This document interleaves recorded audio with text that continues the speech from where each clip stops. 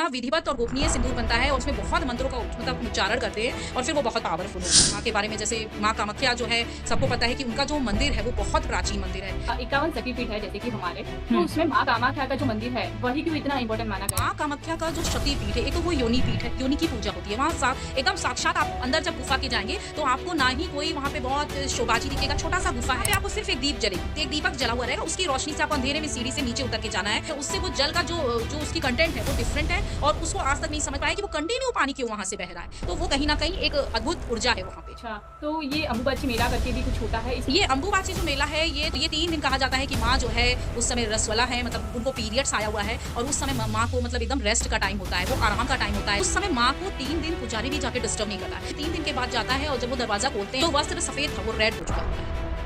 वहाँ पर मैंने सुना है कि माँ कामाख्या मंदिर में बहुत सारे तांत्रिक लोग भी आते हैं, वहाँ पर तांत्रिक विद्याएँ भी होती है। कि कामाख्या के पास एक ऐसा गाँव है जहाँ पे ब्लैक मैजिक के लिए वो बहुत फेमस है। जिस गाँव को बोलते हैं कि जिस गाँव में कोई जाता नहीं था, क्योंकि पहले लोग बोलते थे कि वहाँ पे जैसे इंसान गया तो उसको मुर्गा बना देंगे। ये भी फेमस है कि कामाख्या तंत्र के लिए फेमस है। सबको पता है कि वहाँ पे बहुत तांत्रिक अपनी ध्यान साधना को अपने स्तर को ऊँचा उठाने के लिए आते हैं। अब 10 महाविद्याओं के बारे में हमें कुछ डिटेल में बता सकते हो? आपने सुना होगा माँ बगलामुखी का।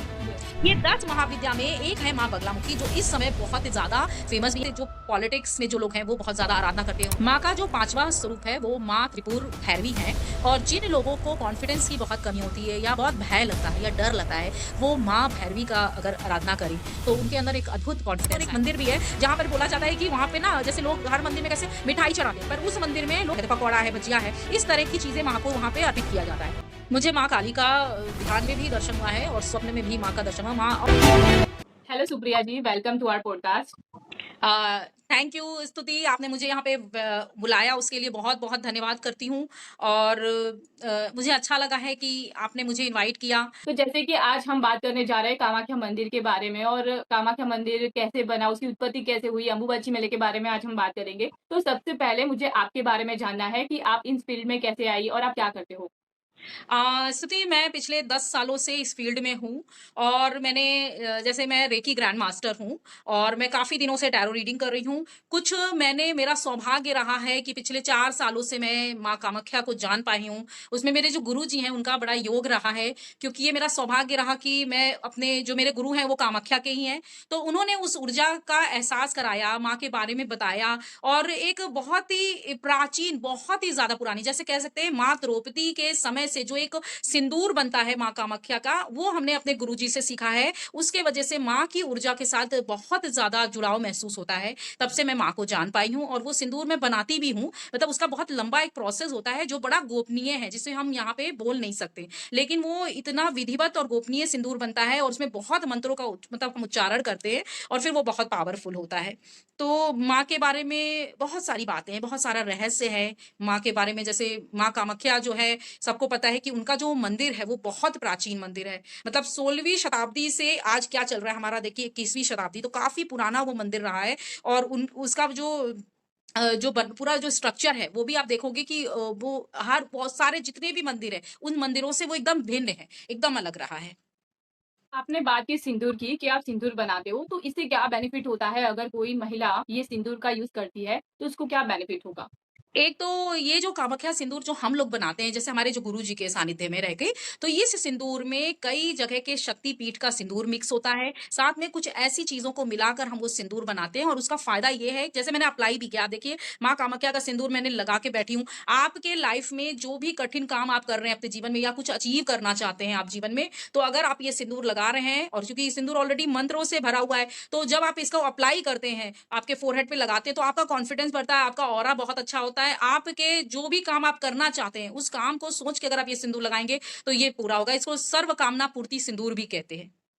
ओके, जैसे कि हम सिंदूर ज़्यादातर महिला इसलिए लगाती है कि अपने पति की लंबी उम्र के लिए लगाते हैं या ये सिंदूर सुहागन का प्रतीक होता है। तो इसमें कोई बेनिफिट होता है कि अगर पति की लंबी उम्र हो जाए और सुहागन रहे वो स्त्री? देखो, सिंदूर तो ज़्यादातर लोग सोचते हैं कि ये सिंदूर सिर्फ़ सुहागन औरतें लगाती हैं, लेकिन ये काम्या सिंदूर जो है डिफरेंट है। ये कोई भी छोटी बच्ची लगा सकती है, कोई लड़के लगा सकते हैं, कोई भी व्यक्ति इस सिंदूर को अप्लाई कर सकता है और जब आप ये फ़ोरहेड के बीच में लगाते हैं, आपको पता होगा कि हमारी बॉडी में 7 चक्रास हैं और ये जो हमारा पॉइंट होता है, ये जो होता है थर्ड आई चक्र का पॉइंट होता है। तो यानी कि जब हम ये सिंदूर यहाँ अप्लाई करते हैं तो आपका ब्रेन सही दिशा में काम करना शुरू होता है। यानी कि आपके जीवन में जो चीज़ें सही है, वो विचार ऑटोमैटिक आना शुरू होता है। ऊर्जा का स्रोत बहुत बढ़िया होता है क्योंकि माँ तो ऊर्जा ही है ना। अभी मैं माँ के बारे में बात कर रही हूँ, मुझे गूज़बम्प आना शुरू हो गया।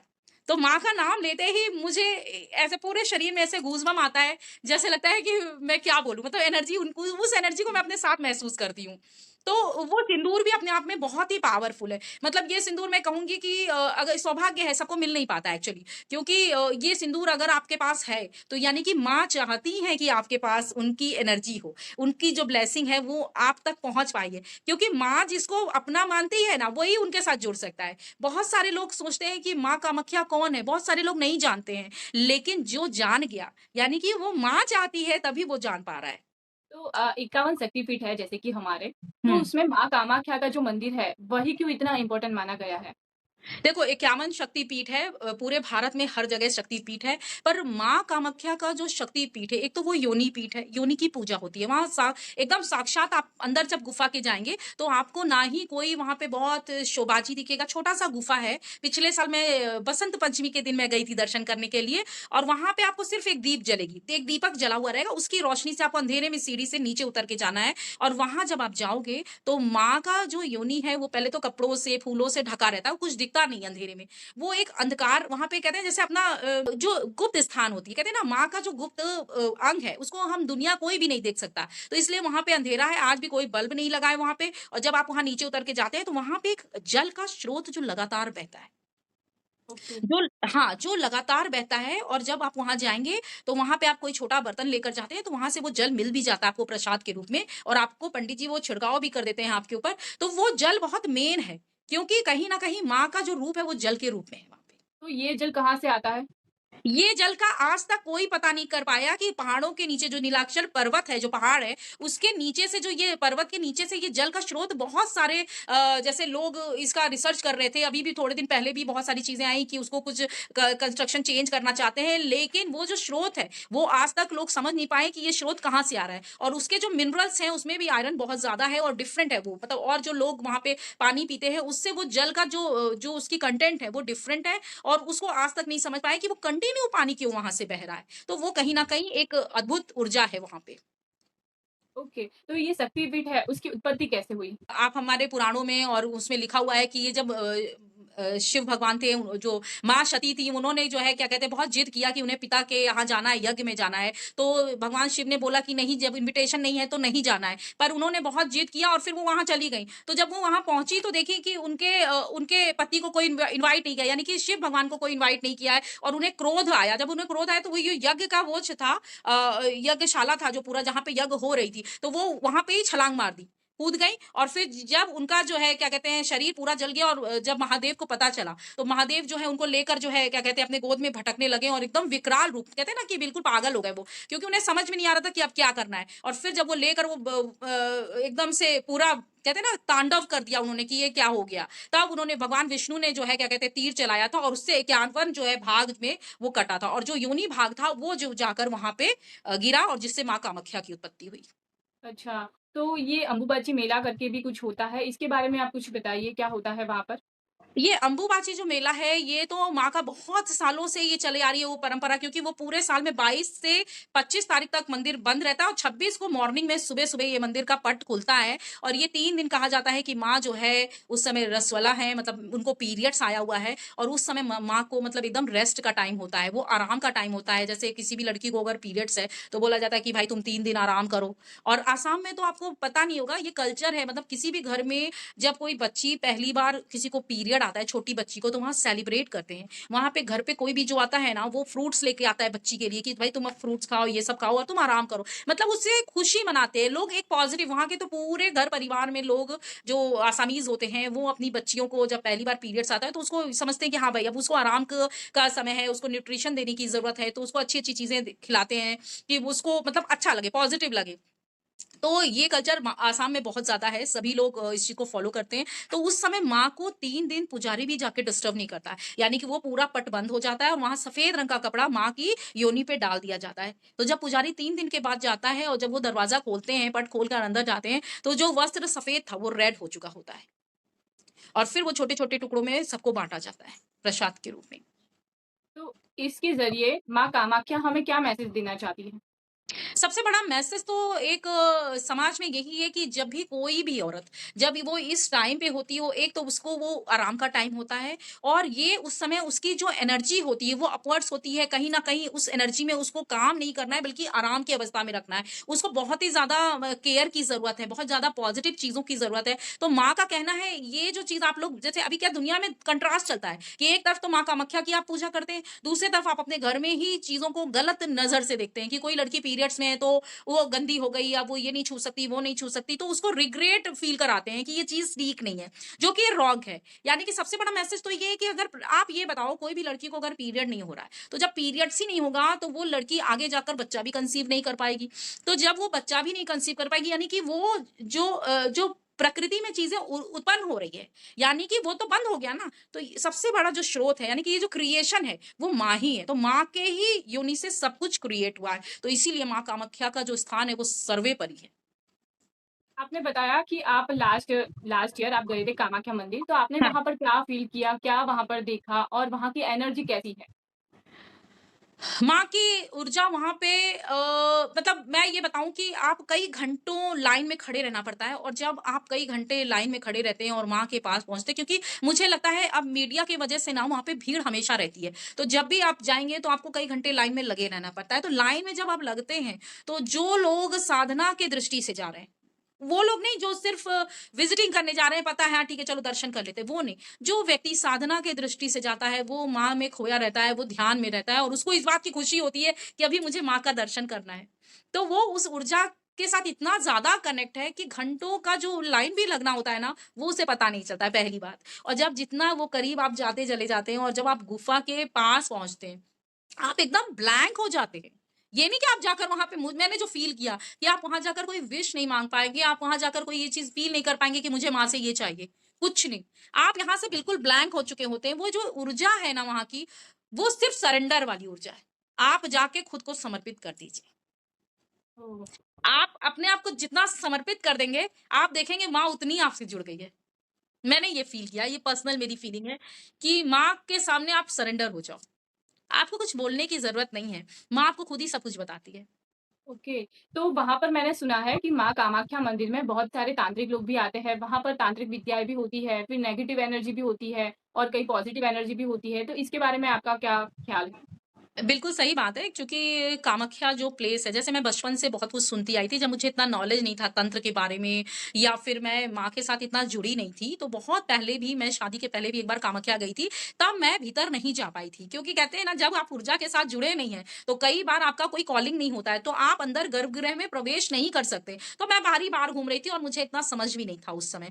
लेकिन वहाँ अच्छे और बुरे दोनों तरह के तांत्रिक भी होते हैं, दोनों तरह के लोग भी होते हैं। कुछ लोग ऐसे होते हैं जिनके दिमाग में होता है जैसे आप सुनी होंगी ब्लैक मैजिक है या जैसे अब तंत्र तो बिल्कुल बुरा नहीं है क्योंकि तंत्र तो शिव जी के पास से आया है। लेकिन अगर आपका इंटेंशन किसी भी चीज़ को करने का बुरा है, किसी का हानि करने के लिए कर रहे हैं, नुकसान करने के लिए कर रहे हैं, तो वही ब्लैक मैजिक हो जाता है, वही गलत तंत्र हो जाता है। तो अगर आप किसी के लिए किसी के जीवन को खराब करने के लिए कर रहे हैं, तो वो गलत है। तो कामाख्या के आस-पास देखो, ज़रूरी तो नहीं है कि सारे लोग एक जैसे हों। कुछ ऐसे सोच वाले भी होते हैं जो बहुत सारे नेगेटिव चीज़ें सोचते हो, तो ऑब्वियसली उसके पास एक और जगह है जिसके बारे में आपको पता होगा कि कामाख्या के पास एक ऐसा गाँव है, जहाँ पे ब्लैक मैजिक के लिए वो बहुत फ़ेमस है। मैं ये बहुत ज़्यादा ही बारे में बात नहीं करना चाहती। तो वो जगह एक ऐसा जगह है जहाँ जिस गाँव को बोलते हैं कि जिस गाँव में कोई जाता नहीं था क्योंकि पहले लोग बोलते थे कि वहाँ पे जैसे इंसान गया तो उसको मुर्गा बना देंगे।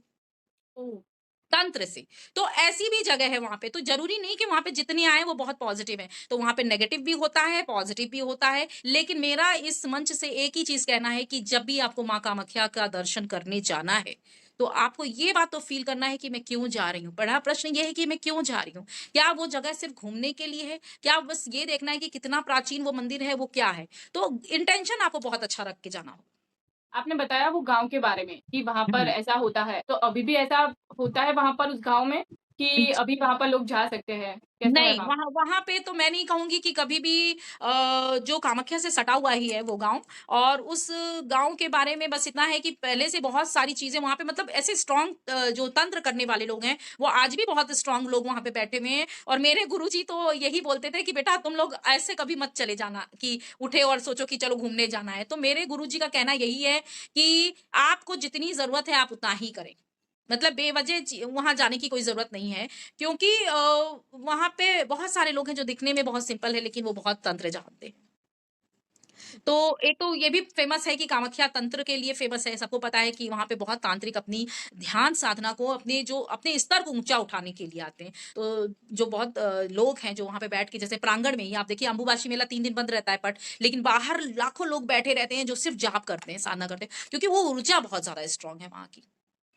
मतलब जो 3 दिन माँ रजस्वला होती है, उन 3 दिनों में वहाँ की ऊर्जा बहुत ज़्यादा होती है, तो लोग वहाँ पर साधना करने के लिए जाते हैं। हाँ, अभी तो देखिए भीड़ बहुत ज़्यादा होने लगी है, तो वहाँ पे यही है कि वो लोग मंदिर के अंदर तो नहीं जा पाते, लेकिन उनका ये मानना है कि अगर हम ये नीलांचल जो पर्वत है, उसके आस-पास भी हम वहाँ रहेंगे, तो क्योंकि कहते हैं ना जैसे कोई बल्ब हम जलाते हैं, तो बल्ब जहाँ पे जल रहा है सिर्फ़ वहाँ पे रोशनी नहीं है, वो पूरे कमरे में रोशनी होती है, पूरे घर में रोशनी होती है। वैसे माँ की ऊर्जा सिर्फ़ उस गुफ़ा में नहीं है, उस माँ के प्रांगण जो पूरा फैला हुआ है ना जगह, वहाँ पे आप किसी भी कोने में बैठ के ध्यान करेंगे, तो आपका ध्यान बहुत जल्दी लग जाएगा। बहुत ओके, एनर्जी है। हुँ।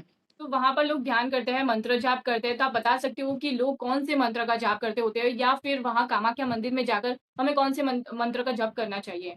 देखो, मंत्र छोटे भी होते हैं, बीज मंत्र भी होता है, बड़ा भी मंत्र होता है और एक साधारण व्यक्ति अगर आपको ना समझ में आए कि आप क्या मंत्र पढ़ें, तो एक सिंपली माँ का नाम भी लेंगे, जैसे माँ का नाम भी अगर हम ले रहे हैं, कामाख्याय नमः भी बोल रहे हैं, तो वो भी वो अपने आप में बहुत बड़ी चीज़ है। लेकिन कोई भी बड़ा मंत्र बिना गुरु के नहीं जाप करना चाहिए। तो वो एक कहते हैं ना कि आपको कोई पता हो कि हाँ, किस तरीके से मंत्र का जाप करना है, तभी वो मंत्र का जाप स्टार्ट करना चाहिए, बिना गाइडेंस के नहीं करना चाहिए। हुँ। बाकी नाम जप कर सकते हैं हम सिर्फ। नाम जप आप करिए, बिल्कुल माँ तो सबकी है। आप माँ अगर माँ की देखो सबसे बड़ी बात है कि कोई व्यक्ति आप देखो अचानक किसी भी ईश्वर के प्रति नहीं झुक सकता है। जब तक प्रभु नहीं चाहेंगे कि ये मेरी आराधना करे। कहते हैं ना ईश्वर नहीं चाहेगा तो आप भगवान का नाम अपने मुख से नहीं निकाल पाएँगे। तो वो एनर्जी चाहती है कि आप किस एनर्जी के साथ जुड़ पा रहे हैं। वहाँ पर माँ कामाख्या की एनर्जी होती है या जो शिव शक्ति है, दोनों की एनर्जी होती है? शिव शक्ति दोनों की एनर्जी वहाँ पे आपको फ़ील होगी। शिव देखो शिव शक्ति के बिना अधूरे हैं और बिना शिव के शक्ति नहीं और शक्ति के बिना शिव नहीं। तो वो कहीं न कहीं एक ऐसी जगह है जहाँ पे शिव शक्ति दोनों की ऊर्जा महसूस होती है। आपको एक कंप्लीट फीलिंग आती है। ऐसा लगता है कि यहाँ आने के बाद आपको कुछ कंप्लीट होता हुआ फील हो रहा है। ओके। तो हुँ। जब चौथे दिन पंडित द्वार खोलते हैं, उस समय लोगों की क क्या फीलिंग होती है और उस समय कैसा माहौल होता है वहाँ का? देखिए, अभी तो क्या कहूँगी कि जैसे पहले का समय था ना, पहले भीड़ इतनी नहीं होती थी, लोगों को पता नहीं होता तो इतने लोग नहीं पहुँचते थे, वही लोग पहुँचते थे जिनको पहले से पता है या तांत्रिक लोग हैं या जो बहुत साधक लोग हैं, वही जाते थे। अब तो इतनी ज़्यादा रश हो रही है कि पैर रखने की जगह नहीं है, तो अभी क्या हो रहा है कि जब पट खुलता है तो सब लोग इसी लालसा में होते हैं कि वो जो वस्त्र है, वो जो प्रसाद है, महाप्रसाद है, वो लोगों को मिल पाए, तो बहुत chaos रहता है इस समय जाने के लिए। तो बस यही कहूँगी कि अननेसेसरी भी लोगों को नहीं जाना चाहिए, अगर लगे आपको कि आप बाद में जा सकते हैं तो जाइए, क्योंकि बहुत ज़्यादा भीड़ करने से भी माँ कहीं न कहीं बहुत परेशान होती होंगी, मुझे ऐसा लगता है।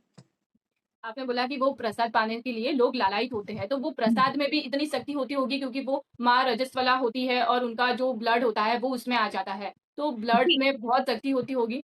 जी, बहुत देखो एक चीज़ मैं कहना चाहती हूँ, सूरज डेली निकलता है, सबके लिए निकलता है। कुछ लोग उसका लाभ उठा पाते हैं और कुछ 12 बजे तक सोते रहते हैं। तो इसी तरीके से कि रक्त वस्त्र माँ का पा तो लिया, पर आप कितने सही हैं, कितने गलत हैं, आपका कर्म भी निर्धारित है।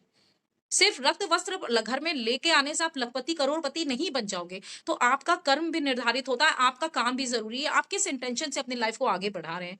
तो कर्म मेरे लिए तो कर्म सबसे ज़्यादा प्रधान है और सबसे बड़ी बात है कि ज़रूरी नहीं है कि अम्बुबाची मेला में आप वहीं जाइए, आप अपने घर में बैठिए, आप 10 मिनट ही माँ का ध्यान करिए, आप देखिए माँ कैसे आपके साथ जुड़ती है। तो वहाँ जाना ज़रूरी नहीं है, आप कहीं भी रहिए, माँ के साथ अगर आप जुड़ रहे हैं, तो माँ हमेशा आपके साथ है। स्त्री पुरुष दोनों को वहाँ पर जाकर माँ का स्पर्श करना चाहिए? सब दूर से ही हाथ जोड़ते हैं क्योंकि वहाँ पे पुजारी बैठे होते हैं। आपका जो भी आप मतलब लेके जाते हो जैसे फल, फ्रूट, मिठाई या जो हमारे पास जो टोकरी रहती है जिसमें सब रहता है, वो हम पंडित जी को देते हैं। पंडित जी अपने हाथ से चढ़ाते हैं और फिर वो बदले में आपको माला भी पहना देते हैं कई बार या जो प्रसाद वापस कर देते हैं। तो हम लोग वहाँ से वो जो पानी जो नीर रहता है, वो हम लोग जल लेते हैं, छिड़कते हैं खुद के ऊपर, हाथ जोड़ते हैं और वापस लौट आते हैं। तो वहाँ ज़्यादा देर रहने का मौका ही नहीं मिलता है, अंदर की तरफ गर्भगृह में। मैंने वहाँ पर एक कहानी सुनी थी कि वहाँ पर जो राजा है और एक कम्युनिटी के वंशज है, उनको वहाँ पर दर्शन करने की अनुमति नहीं है, माता माता ने कोई श्राप दिया था उनको, तो हाँ। इनके पीछे की क्या कहानी है? ये कहानी समझिए बहुत साल पहले की कहानी है। ये मैंने भी सुना है चूँकि अब उस समय मैं तो थी नहीं, मैंने भी सुनी है, चीज़ें पढ़ी हैं। तो ये कहा जाता है कि वो जो राजा थे उन्होंने मंदिर निर्माण में मतलब बहुत सहयोग किया था लगभग और वो जो पुजारी थे जब उन्होंने ये बात कहीं न कहीं से बाहर पता चली कि जब वो शाम को माँ का ध्यान करते हैं, उनकी आरती करते हैं, तो माँ जो है प्रकट होती हैं, वहाँ नृत्य करती है खुशी में। तो राजा के मन में आया कि मैं भी देखना चाहता हूँ। तो वहाँ पे कहते हैं ना एक छोटा-सा सुराग जैसा था तो राजा ने कहा कि अच्छा पुजारी जी आप पूजा कीजिए और जब मैं वहाँ से देखूँगा लेकिन भाई माँ तो माँ है, माँ को लगा मेरे साथ कुछ छल हो गया, माँ प्रकट हुई, डांस की, जो मतलब नृत्य किया उन्हें पता चल गया यहाँ तो कुछ छल हो रहा है और उन्होंने वहीं पे राजा को जो है मतलब कहते हैं ना श्राप दे दिया, उनकी आँखें तुरंत उसी समय चली गई, उनको बंद कर दिया और उन्होंने श्राप ये दिया कि आपके वंश का कोई भी व्यक्ति इधर देख भी नहीं सकता। इस मंदिर की तरफ नज़र भी उठा के देखेगा तो उसका सर्वनाश हो जाएगा। तो और वो पुजारी भी वहाँ पे उनको भी मतलब श्राप दे दिया, उनको भी भंस वो कर दिया कि अब माँ को ये फ़ील हुआ कि उनके साथ कोई छल कर दिया है। और सबसे बड़ी बात एक नॉर्मली आप सोचो ना किसी भी व्यक्ति को, एक सिंपल व्यक्ति को भी आप सामने से कुछ माँगोगे ना तो सब कुछ समर्पित है, लेकिन कोई चीट कर ले वो बर्दाश्त नहीं होता है। वो तो यस। माँ है, तो वो तो पनिशमेंट उसको मिला। इसके लिए वो अपने आप में बहुत कहते हैं ना कि वो शक्ति स ऐसा लगता है वही सब कुछ है, वहीं से सब कुछ की उत्पत्ति है। और माँ के मंदिर के आस-पास आपको नहीं पता वहाँ 10 महाविद्या के मंदिर बने हुए हैं। मेरा यही क्वेश्चन आने वाला था कि ये 10 महाविद्या क्या होती है? माँ सती का रूप है और सती यानी कि आप उनको सिंपल लैंग्वेज कहिए कि जो हमारी जगदम्बा है, माँ है, उनका 10 डायमेंशन है। जैसे एक सिंपल व्यक्ति का कभी वो क्रोध में रहता है, कभी वो बहुत हँसता रहता है, वो भाव है, 10 भाव है। वैसे ही माँ का भी 10 स्वरूप है। तो ये जो 10 स्वरूप है वो 10 तरह की कहते हैं ना चारों तरफ फैल गया। तो ये 10 स्वरूप के बीच में है माँ कामाख्या यानी कि मेन मंदिर माँ कामाख्या का जब आप माँ कामाख्या का दर्शन करने जाते हो तो पहले माँ का दर्शन करना है और फिर उसके आस-पास जो मंदिर है 10 महाविद्या का उनका दर्शन भी बहुत अनिवार्य माना जाता है। आप 10 महाविद्याओं के बारे में हमें कुछ डिटेल में बता सकते हो, एक्सप्लेन कर सकते हो? हाँ, 10 महाविद्या भी देखो अभी क्या है बहुत सारे लोग हैं, जैसे जनरल जो लोग लाइफ जी रहे हैं, उनको जैसे दुर्गा माता पता है, लक्ष्मी माँ पता है, सिंपली हम पूजा करते हैं, नहीं पता, हमें भी नहीं पता था, लेकिन जब हम इस फ़ील्ड में आए, हीलिंग के फ़ील्ड में या हम थोड़ा तंत्र को जानने लगे या हमारे गुरुजी के माध्यम से या बहुत सारी ऐसी विद्याओं को सीखने के बाद पता चला कि ये माँ के ना अलग-अलग स्वरूप है। आपने सुना होगा माँ बगलामुखी का नाम।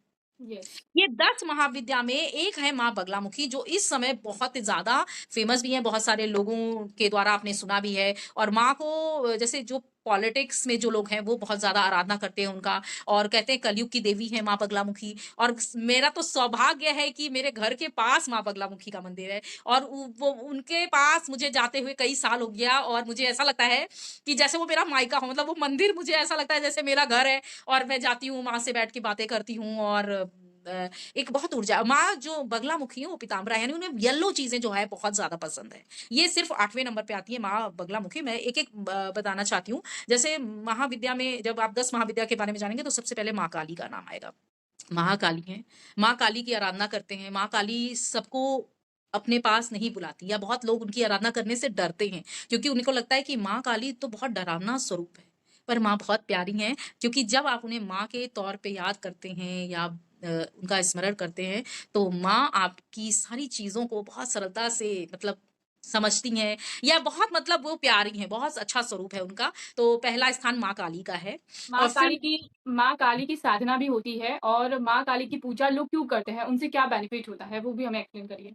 देखिए, आप कलकत्ता में, बंगाल में तो सभी लोग माँ काली की आराधना करते हैं। वहाँ की तो कहते हैं कुलदेवी है एक तरह से माँ काली, सबके घर में आपको माँ काली की प्रतिमा मिलेगी। जितने भी बंगालीज़ हैं, वो सब लोग माँ काली की पूजा करते हैं।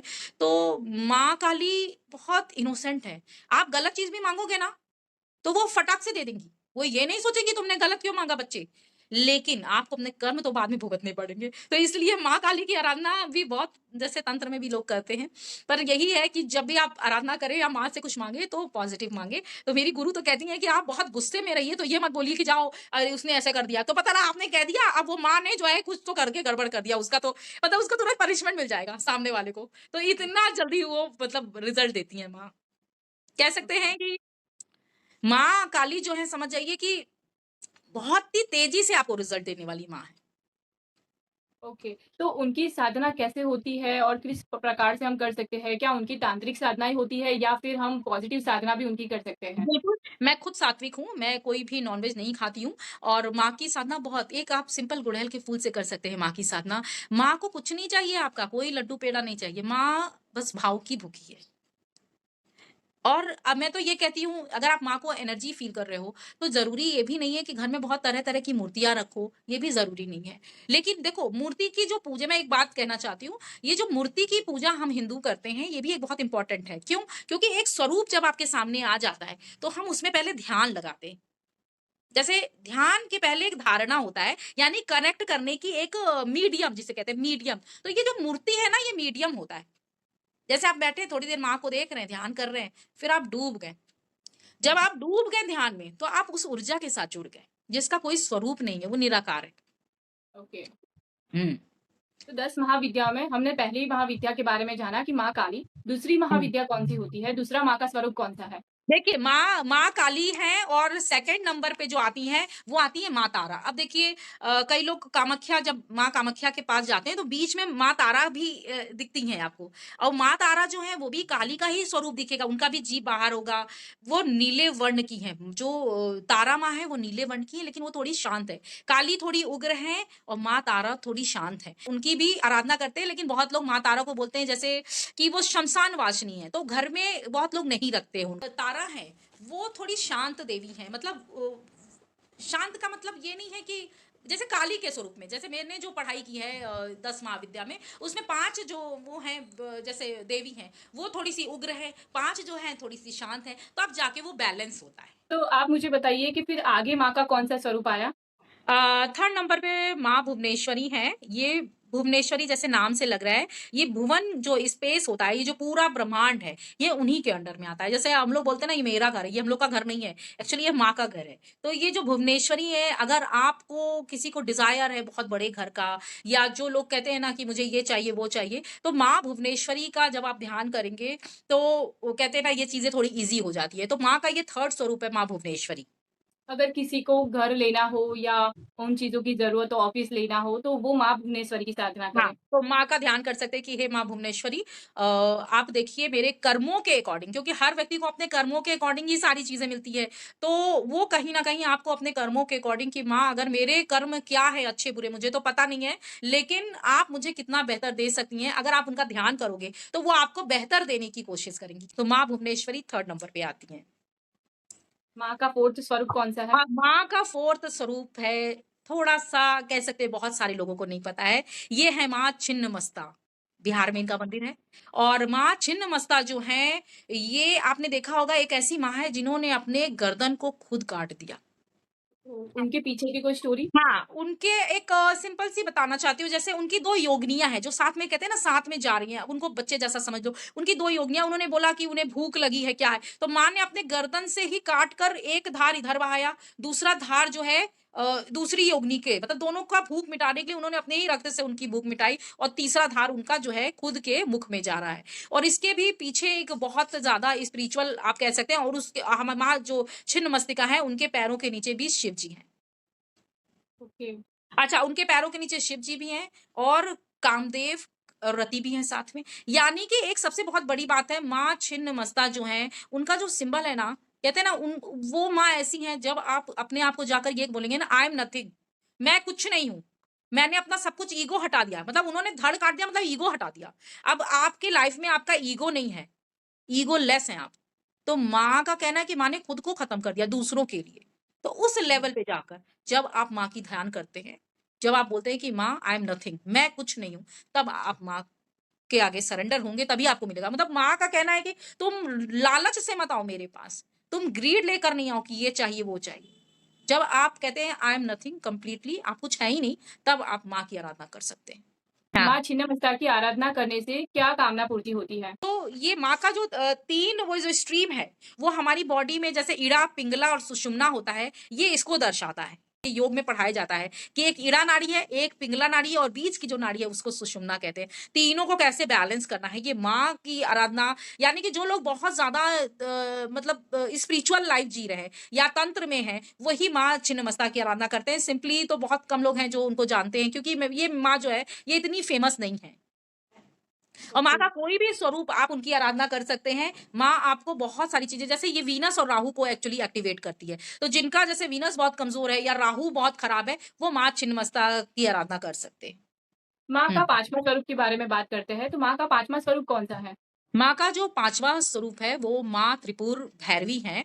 और जिन लोगों को कॉन्फिडेंस की बहुत कमी होती है या बहुत भय लगता है या डर लगता है, वो माँ भैरवी का अगर आराधना करें, तो उनके अंदर एक अद्भुत कॉन्फिडेंस आएगा। और उनका सूर्य, अगर जिसका सूर्य जैसे बहुत वीक है, कॉन्फिडेंस की बहुत कमी है, वो माँ का ध्यान करें, तो आपको अद्भुत ऊर्जा का संचार फ़ील होगा। तो वो माँ का ये जो स्वरूप होता है, तो जनरली जैसे माँ के जो ये सब रूप हैं, उनको लोग अपने घर में नहीं रखते। क्योंकि कहा जाता है माँ जो भैरवी हैं, इनकी जो जगह है वो श्मशान में है। तो माँ थोड़ी-सी उग्र स्वरूप है। तो इसीलिए अगर आप बहुत शांत हैं, अगर आप बहुत काम है, कुछ ज़्यादा ही काम है, लाइक मतलब आपको गुस्सा ही नहीं आ रहा है, तो वहाँ पे आप अगर माँ भैरवी का ध्यान करें, तो आपके अंदर थोड़ा-सा कहते हैं ना, वो एक अग्नि अग्नि का जो है ज़्यादा फ्लो बढ़ेगा, एक सन की ऊर्जा जो है ज़्यादा ग्रो करेगी, तो उससे आपको बैलेंस होगा, यानी कि आपका कॉन्फिडेंस बढ़ेगा। बहुत जगह आप बहुत शांत हैं, तो वहाँ पे आपको थोड़ा-सा बैलेंस मिलेगा, चीज़ें बहुत अच्छी होंगी, तो आपका सोलर प्लेक्सस भी बहुत अच्छा होगा। हुँ। तो अभी बात करते हैं माँ के 6 स्वरूप की।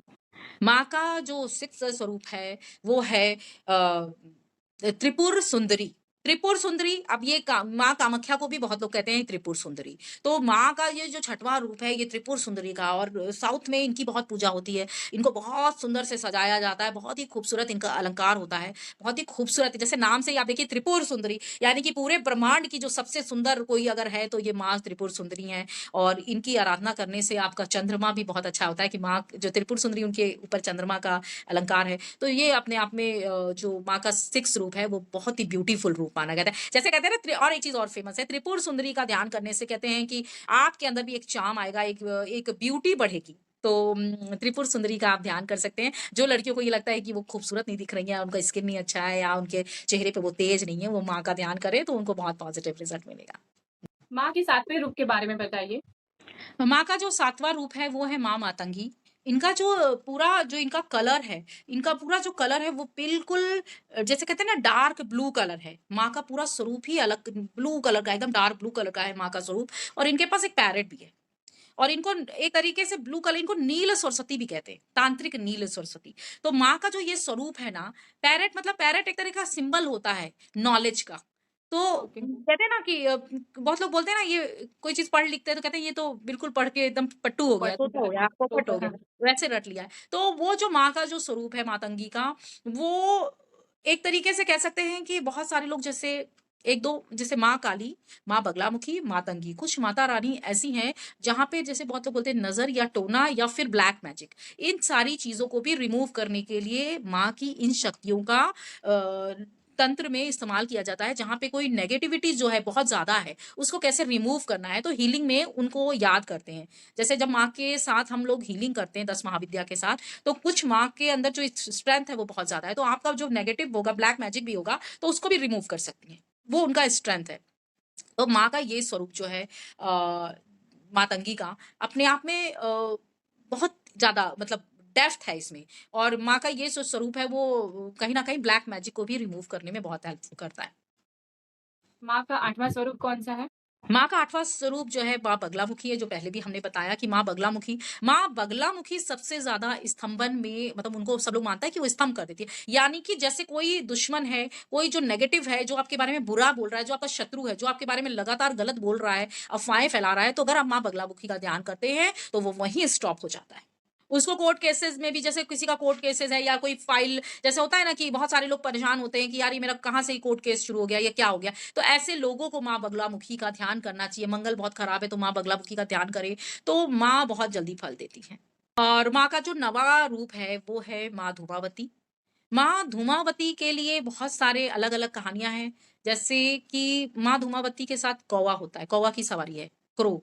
और माँ धूमावती का स्वरूप कैसा है? बहुत ही ज़्यादा जैसे धुआँ कैसा होता है ग्रे कलर का, तो माँ का हाँ, स्वरूप भी ऐसे बुझा हुआ है, ग्रे कलर और एक विडो का रूप लिया हुआ है। माँ ने वहाँ पे एक विधवा का रूप लिया हुआ है और कहा जाता है मतलब एक ये पूरा एक उनके साथ एक कहानी जुड़ी हुई है, जैसे कि माँ जो धूमावती हैं, उनको एक जैसे माँ चूँकि ये सती का ही रूप है, तो माँ को एक बार बहुत ना भूख लगी थी, बहुत ज़्यादा भूख लगी थी। तो उन्होंने शिव को ही मतलब निगल लिया। निगल लिया। हाँ, हुँ, तो उनका वो जो स्वरूप था ना जब उन्हें बहुत भूख लगी, तो जब माँ आपने शिव को ले लिया अंदर, तो आप क्या हुआ? आपका एक अलग ही रूप हो गया। क्यों? क्योंकि आप फिर को फ़ील हुआ ना अचानक से भूख शांत होने के बाद कि अब तो मैं विधवा हो गई। हाँ, तो आप वो जो माँ का स्वरूप है उसको कहा जाता है कि जो जैसे जो सुहागिन औरतें हैं, वो लोग जैसे उनका आराधना नहीं करती। बस माँ है तो सब लोग उनकी आराधना करते हैं और एक मंदिर भी है, जहाँ पर बोला जाता है कि वहाँ पे ना जैसे लोग हर मंदिर में कैसे मिठाई चढ़ाते हैं, पर उस मंदिर में लोग भजिया यानी कि जो जैसे अपना क्या कहते हैं पकौड़ा है, भजिया है, इस तरह की चीज़ें माँ को वहाँ पे अर्पित किया जाता है। क्योंकि वो स्वरूप है जहाँ पे माँ को बहुत कुछ खाने की डिज़ायर है, उनको बहुत कुछ चाहिए, तो वो एक अलग स्वरूप है और एक चीज़ और माँ का जो धूमावती का रूप है, वो धुएँ से जुड़ा हुआ है। यानी कि घर में अगर हम धूप करते हैं, दिया करते हैं, जहाँ पे हम क्लींजिंग कर रहे हैं लाइक कोई चीज़ हमने धुनी की, तो धुनी हाँ। भी कहीं न कहीं रिलेटेड है माँ से। यानी कि वो धुनी क्यों होती है? वो आपके घर की क्लींजिंग करती है, नेगेटिविटी को हटा रही है। तो माँ का वो स्वरूप भी कहीं न कहीं सारी तरीके की नेगेटिविटी को रिमूव करता है। तो बहुत पावरफुल है वो भी। और अब आता है 10वाँ नंबर, वो है माँ कमला। कहते हैं ना कि ये 10 महाविद्या जो बहुत सारी चीज़ों को हटाते, बढ़ाते, सब कुछ क्लींस करते हुए लास्ट में आपकी लाइफ में अबंडेंस देती है। आपको फुलफिल करती है चारों तरफ से और वो है माँ कमला, जो कि जिन्हें एक तरीके का तांत्रिक लक्ष्मी के रूप में पूजा जाता है। और जी, माँ कमला जो है, वो चंचला नहीं है, वो स्थिर है। मतलब अगर आप माँ कमला की आराधना करते हैं, तो आपके घर में जो धन आएगा, वो स्थिर तौर पे आएगा। ओके। और जब तो माँ आपने को हाँ, बोलिए। आपने 10 महाविद्याओं के बारे में तो बताया कि माँ का कौन-सा स्वरूप है और उससे साधना करने से क्या बेनिफिट होते हैं। बट हमें जानना है कि माँ की साधना कैसे की जाती है? 10 महाविद्या की साधना कैसे की जाती है और कब होती है साधना? देखिए जब भी ये जो साल के जो 2 गुप्त नवरात्रि आते हैं ना, जैसे अभी 15 जुलाई से गुप्त नवरात्रि शुरू हो रही है। तो हम लोग जो जनरल लोग रहे हैं, जब हम इस तंत्र में नहीं जान रहे हैं, चीज़ें नहीं जानते, तो लोग सिर्फ़ 2 नवरात्रि ही सेलिब्रेट करते हैं। एक तो जो अपना मार्च में आता है चैत्र वाला और एक शारदीय नवरात्रि जो सितंबर, अक्टूबर के समय में आता है, हाँ। ठीक है? वो 2 हुँ, नवरात्रि सभी लोग जानते हैं, पर 2 नवरात्रि ऐसी होती है जो गुप्त नवरात्रि के रूप में जाना जाता है। जो एक जनवरी-फरवरी में रहता है और एक जुलाई में आता है। ये जुलाई में भी आने वाला है। तो ओके। ये जो गुप्त नवरात्रि का टाइम होता है, ये 10 महाविद्या की साधना का समय होता है और दूसरी बात ये है 10 महाविद्या तो जनरली लोग जानते नहीं है ज़्यादा लोग। तो जो जान रहा है, जो व्यक्ति जान रहा है वो कहीं न कहीं किसी गुरु से के द्वारा जान रहा है और फिर गुरु उन्हें वो मंत्र देते हैं, ये बीज मंत्र देते हैं, जो भी मंत्र देते हैं, फिर आप उस मंत्र का जो है जब आप उच्चारण करते हैं, जैसे उन्होंने आपके गुरु ने जैसे आपको गाइड किया कि इस तरीके से उनकी साधना करें। समझ रहे हो? तो वो उस तरीके से अगर आप साधना करेंगे तो आपको बहुत अच्छा उसका रिज़ल्ट मिलता है। तो जिनको भी जैसे अध्यात्म में इंटरेस्ट है या उनको जिनको मंत्रों में इंटरेस्ट है या जिनको साधना में इंटरेस्ट है, तो वो अपने किस जिनका भी गुरु जिनको गुरु समझ रहे हैं उनका चयन करके, अच्छे गुरु का चयन करके ही आप साधना शुरू कर सकते हैं। आपने बताया कि आपने भी साधना की हुई है, तो आपने कौन-कौन सी साधनाएँ की हुई है? मैंने तो माँ बगलामुखी की साधना, माँ कामाख्या की साधना, 10 महाविद्या की साधना और माँ कमला की मतलब 10 महाविद्या में ही बहुत सा जैसे माँ बगलामुखी, कमला ये हाँ, माँ जो हाँ। है ये 10 महाविद्या में ही आती हैं। तो इनकी साधना मैंने की और लगातार वो चलती रहती है। जैसे अभी 1 हफ्ते से भी कामाख्या माँ कामाख्या का जो अम्बुबाची मेला चल रहा था तो मैं तो जा नहीं पाई, तो मैं घर से ही बैठकर साधना की और सबसे बड़ी बात है कि मुझे माँ कामाख्या ने ही बहुत सारा जैसे गाइड किया कि कैसे क्या करना है, तो वो मुझे कई बार वो मुझे मेरे सपनों में आती हैं एक्चुअली। कई ओके, सालों से लगातार मुझे माँ कामाख्या का सपना आता है, स्वप्न में मैं उनको देखती हूँ। कई बार जैसे मुझे जब पिछले साल भी ना कामाख्या जाना था, तो मुझे बहुत पहले से 1 महीने, 2 महीने पहले से शेर दिख रहे थे। सपने में शेर दिख रहा है, माँ की बड़ी-बड़ी प्रतिमा दिखना शुरू हो गई। तो मैं समझ नहीं पाई। जब मैं वहाँ पे पहुँची और मैंने देखा कि वहाँ पे तो जैसे बड़े शेर हैं और बड़े-बड़ी मूर्ति बनी है शेर की। तो वो प्रतिमा को जब देखी और उसके पहले भी मैं गई थी, लेकिन क्या होता है ना कि जब आप कई बार आप सपनों को रिलेट करते हैं कि ये प्राचीन मंदिर बार-बार सपने में दिख रहा है, कई बार तो नाम आता है लिटरली कि मैं कामाख्या जा रही हूँ, कामाख्या मतलब मुझे महीने में कभी-कभी कई बार रिपीट होता है कि जाना है। जैसे अभी भी मुझे ऐसा लगता है कि मैं जल्दी जाने वाली हूँ कामाख्या, मुझे फ़ील हो रहा है कि मुझे जाना चाहिए। तो उनके साथ है वो ऊर्जा जो मुझे स्वप्न में भी बहुत सारी चीज़ें दिखाती हैं वो। आपने बोला कि स्वप्न में आपको माँ के दर्शन हुए, माँ के किस रूप के आपको दर्शन हुए? मुझे माँ काली का ध्यान में भी दर्शन हुआ है और स्वप्न में भी माँ का दर्शन हुआ। माँ और एक बार तो मैं बताऊँ बहुत ही अद्भुत हुआ था मुझसे लगभग 2 साल पहले की बात बता रही हूँ। मैं सो रही थी और वो बहुत भोर की बात नहीं है, सुबह की बात है आई थिंक 7-8 बजे की बात है और मैं सो रही थी और लिटरली मुझे ऐसा फ़ील हुआ कि इतना ज़्यादा प्रकाश आ गया है कि मेरी आँखें चौंधिया गई हैं, जिसे कहते हैं ना खुल ही नहीं रही है हाँ। और बहुत, बहुत ज़्यादा प्रकाश, वो बहुत ज़्यादा जिसे मैं कह नहीं सकती, इतना ज़्यादा रोशनी फ़ील हुआ और मुझे लगा कि जैसे एकदम साफ पानी है। एकदम साफ पानी है, उसमें एक व्यक्ति लेटा हुआ है। ऐसे लेटा हुआ शवासन टाइप के नहीं होता जैसे लेटे हाँ। भगवान लेटे हुए हैं और वो जो व्यक्ति लेटा हुआ है उसकी 2-3 चीज़ें एक नॉर्मल व्यक्ति है, पर उसने यहाँ पे जूड़ा बनाया।